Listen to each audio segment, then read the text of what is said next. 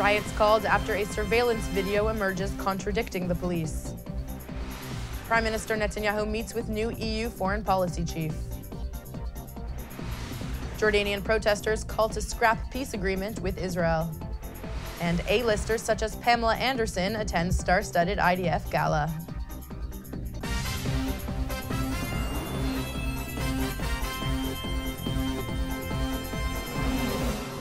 Shalom and welcome to the Jerusalem Post News. Today is Sunday, November 9th, and here are your top stories. Israel police were ordered to be on their second highest alert level beginning this morning due to a call for riots throughout the Arab sector. A general strike was called to begin this morning after a 22-year-old Kafr Kana man was shot and killed by police in the village Friday night. Problems already began before dawn, with many disturbances and rock-throwing incidents, including on Saturday night when rock throwers injured a 3-year-old Israeli boy that was in a vehicle driving on Route 60.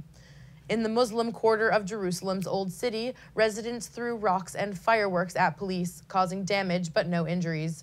Police used crowd dispersal methods to stop the rioting.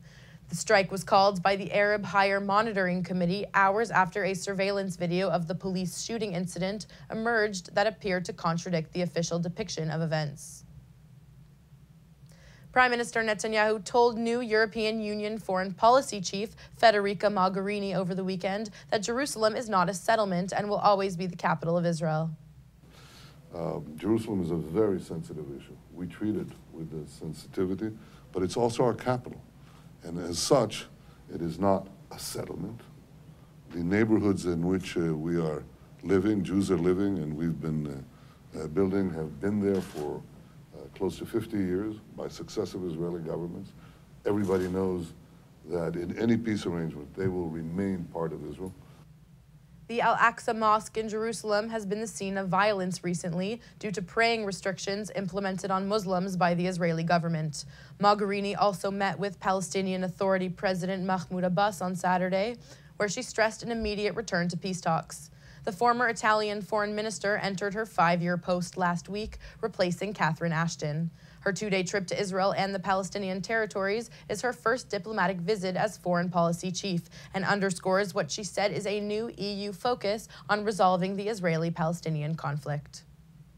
Around 1,500 Jordanians staged a protest in Amman on Friday after Israeli forces shut down the Al-Aqsa Mosque in Jerusalem for the first time in more than a decade. Crowds chanted "Death to Israel" in several cities, with activists demanding that Israel's embassy in Amman be closed.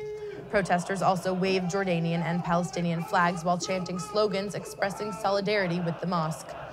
Jordan recalled its ambassador from Israel on Wednesday, the first time it has taken such action since the two countries established diplomatic relations in 1994, denouncing what they called, quote, violations at the Al-Aqsa Mosque. The Friends of the Israeli Defense Forces kicked off a fundraiser in Hollywood on Thursday evening to honor the Israeli soldiers and the defense establishment. A-listers such as Barbra Streisand, Arnold Schwarzenegger, Sylvester Stallone, and Pamela Anderson were among the more than 1,200 guests that showed up at the iconic Beverly Hilton Hotel for the annual event. Israeli celebrities also showed face, including actor Moran Atias, musician Idan Rechal, and actor Noah Tishby. Chaim Saban, the man behind the event, announced that they had raised a record $33.5 million for the IDF. And that's all for today. Don't forget to go to jpost.com and check out our Facebook page for more on these developing stories. Until tomorrow, shalom from the Jerusalem Post studio.